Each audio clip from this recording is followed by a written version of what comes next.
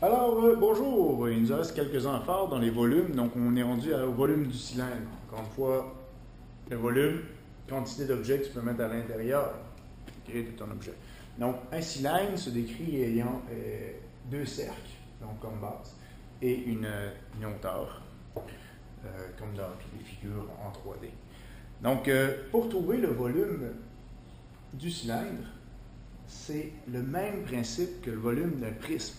Okay, on se rappelle, le prisme, j'avais utilisé le prisme à base triangulaire, donc c'est l'aire de la base fois sa hauteur. Mais un cylindre, en réalité, c'est un prisme qui a été arrondi.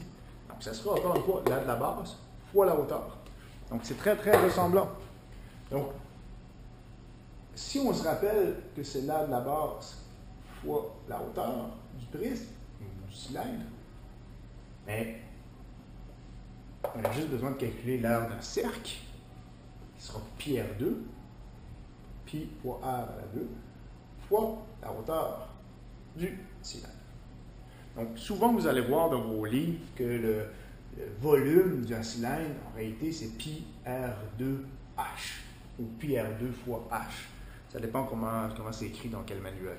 Okay, mais d'où ça vient, ça? Mais ça vient du principe que c'est à l'aire d'un prisme, le volume d'un prisme. Donc, l'aire de la base fois la hauteur. Pi R2 fois sa hauteur, donc pi R2 fois H. Donc, on va y aller tout de suite avec un exemple. Mettons que j'ai mon cylindre ici qui a une hauteur, je vais prendre des bons chiffres, donc une hauteur de 8 et un rayon, donc mon rayon ici, le rayon de la base, bien sûr, qui mesure 5. On va travailler cette fois-ci encore une fois en centimètres. Donc, mon exemple, je prends ma formule, pi R2 fois ma hauteur. Donc, le volume, c'est pi pour le rayon fois la hauteur, le rayon à la 2, bien sûr. Donc, mon rayon, c'est quoi? C'est 5.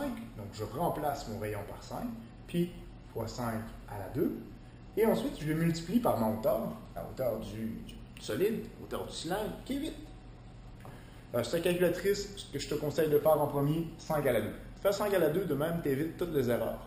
5 à la 2, c'est quoi? C'est 25. Donc, pi fois 25 fois 8. Prends ta calculatrice, pi fois 25 fois 8. Tu fais ça d'une traite sur la calculatrice. Ça te donne 628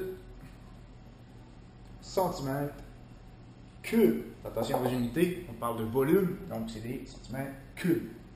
Donc, pour calculer l'aire d'un cylindre, pi R2 fois la hauteur, ou si vous préférez, pi R2 fois H. Et tu fais juste de remplacer ton rayon, ce qui est indiqué, ou ta hauteur dans ta formule, afin de trouver le volume.